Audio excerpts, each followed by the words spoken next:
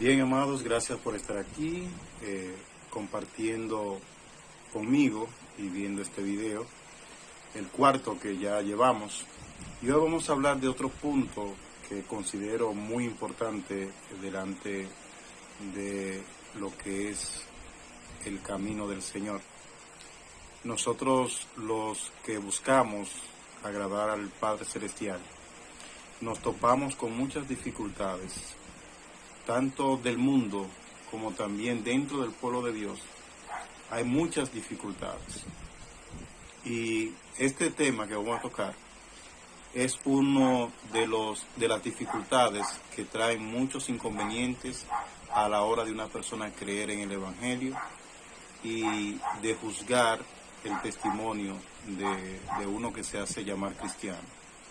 Vamos a hablar del dinero dentro del Evangelio, porque se está predicando el Evangelio por muchos grupos religiosos. Muchas personas dicen predicar el Evangelio, y en otro video más adelante voy a hablar de lo que realmente se debe predicar cuando te dicen: yo te quiero predicar el Evangelio de Cristo, o yo te voy a hablar del Evangelio de Cristo. Vamos a ver en el próximo video, si Dios lo permite, qué es lo que se debe decir, qué es lo que se debe predicar cuando se está hablando del Evangelio de Cristo. Pero hoy vamos a hablar del dinero dentro de este camino del Señor, porque es un tema puntual, se podría decir, porque muchos burladores hay dentro de este camino por el dinero, porque se vive bien de la fe de muchos que son incautos, ignorantes, que tienen la mente cauterizada, algunos, y hay gente que se aprovecha de esto.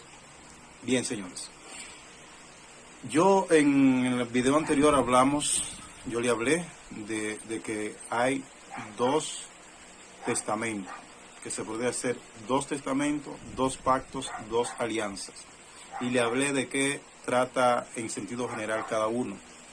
Y debemos entender que una cosa fue en el Antiguo Testamento y otra cosa es en el Nuevo. En el Antiguo Testamento, como Dios estaba teniendo una relación con un pueblo, el pueblo de Israel, que sacó de Egipto con mano poderosa, Dios estableció cosas importantes en ese momento para ellos, y que hacían parte de la relación de Dios de Dios con ese pueblo de Israel. Y uno de esos puntos, uno de esos acuerdos que llegaron en ese pacto, en el primer pacto en el Antiguo Testamento, fue los diezmos, para subsanar una situación que había, que lo voy a explicar ahora. Miren, en la actualidad hay muchos grupos religiosos que creen que tú debes dar el diezmo de lo que tú ganas. Vamos a suponer, tú ganas 1,000 pesos de sueldo, y un pastor o un líder religioso te dice: tú tienes que darme 100 pesos de tu sueldo, porque ese es el diezmo. Y lo malo de ese punto, lo más erróneo de ese tema, es que te lo implementen como una doctrina, que sea parte de una doctrina, parte central de una doctrina. Porque, como dije, hay muchos que se aprovechan de la fe de los hermanos y hermanas, de las personas débil en la fe, débil en el conocimiento de la palabra, y se aprovechan de ellos como usted no se imagina. Y por eso hay muchos que han renegado del Evangelio, hay muchos que se han alejado de la iglesia, hay muchos que no quieren saber del Evangelio porque lo han engañado. Entonces, en el pueblo de Israel, Dios implementó el diezmo. Jehová implementó el diezmo, pero fue por algo muy importante. Hermanos, y amigos que me escuchan, cuando Dios sacó al pueblo de Israel de Egipto, que lo hizo una gran nación, habían 12 tribus. Y a cada una, cuando Dios le dio la tierra prometida, que tuvieron que luchar por ella inclusive, porque había gente habitando eso, Cuando Dios le da la tierra prometida, se le reparte esa tierra, esa heredad, como así se designa en la Biblia. Se reparte esa tierra entre las tribus que habían dentro del pueblo. Hubo una que no le tocó heredad, no le tocó una porción del terreno que Dios le había encomendado, que le había dado. Y por tal razón, Dios entonces implementa lo que es el diezmo para esa tribu que no le tocó tierra, porque se iba a encargar del tabernáculo, un lugar de reunión. Era como una casa de esa casa grande que ponen en los circos, que ellos la tenían que trasladar de lugar en lugar, que era como la iglesia, como el templo, como si fuera un templo donde se iba a ofrecer ofrenda, para la redundancia. Y la ofrenda consistía en un palomino, un toro, sacrificarlo por los pecados, la expiación de los pecados del pueblo, de la familia donde se había cometido una infracción. Entonces, por tal razón, Dios implementa el diezmo para darle a esa tribu que se encarga del tabernáculo una porción de lo que se producía en la otra tierra que le tocó a los que sí se les repartieron el terreno. La tribu de Leví, que así se llama, la tribu de Leví, son los encargados, o fueron los encargados del tabernáculo, que no le tocó heredar. Entonces esa tribu de Leví se encargaba de mover el tabernáculo, de ofrecer, de trabajar en el tabernáculo, de moverlo de un lugar a otro, y por esa razón Dios le implementó un diezmo para dárselo a ellos, pero era de lo que producía la tierra. No era ni siquiera dinero, era de lo que si producía trigo, ahí tenían que llevar el 10% de esa producción de trigo que le tocó a esa tribu, llevársela a la tribu de Leví. Y por esa razón se implementó el diezmo como mandamiento al pueblo de Israel.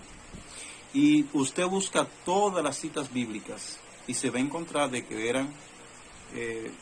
era para comer, era para ellos subsistir, porque no le tocó de la tierra para ellos producirla ellos mismos.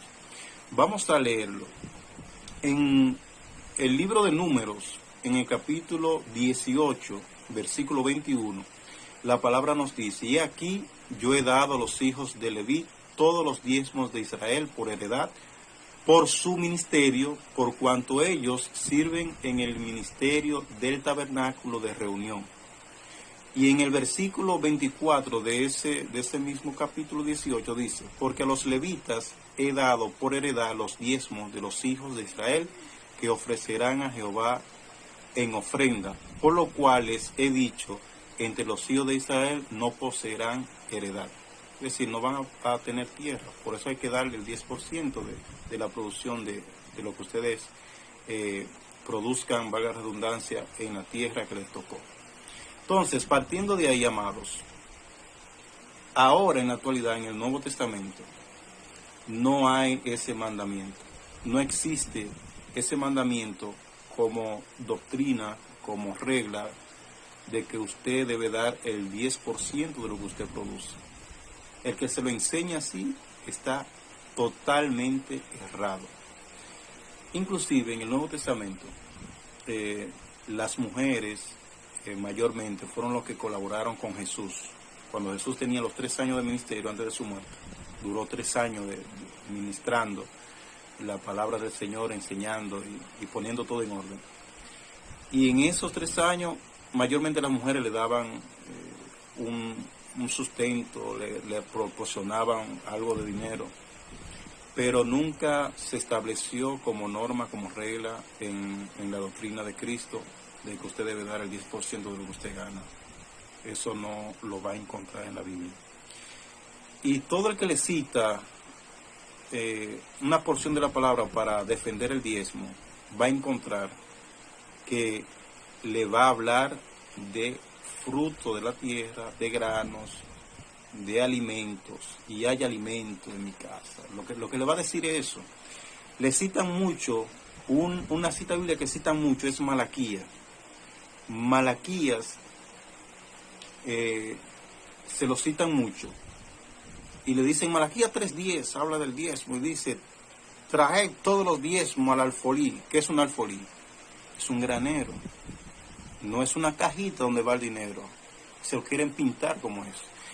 Dice, diezmo al alfolí, y haya alimento en mi casa. Mírenlo ahí que lo dice perfectamente, y haya alimento en mi casa. Y probadme ahora en esto, dice Jehová de los ejércitos, si no os abriré las ventanas de los cielos y derramaré sobre vosotros bendiciones hasta que sobreabunde. Ahí entonces lo que tratan los que defienden el diezmo como si fuera un mandamiento, una doctrina, para que usted tenga que darle el 10% de lo que usted gana, le citan esa Biblia y usted verá que usted va a prosperar, que usted le va a abundar el dinero, porque si usted da el diezmo, el Señor lo va a bendecir. Ahí lo que hablaban era en el pueblo de Israel, inclusive, porque eso está en el Antiguo Testamento, de que el Señor le dice al pueblo, probadme, traigan los granos, los alimentos al alfolí, al granero, y ustedes verán que yo voy a recompensar eso. Porque habían personas que no se ajustaban. Pero en el Nuevo Testamento, amados, después que Cristo murió y ascendió a los cielos, que se comienza a predicar el Evangelio, la buena nueva, es decir, la nueva noticia, no está contemplado un 10% de lo que usted gana.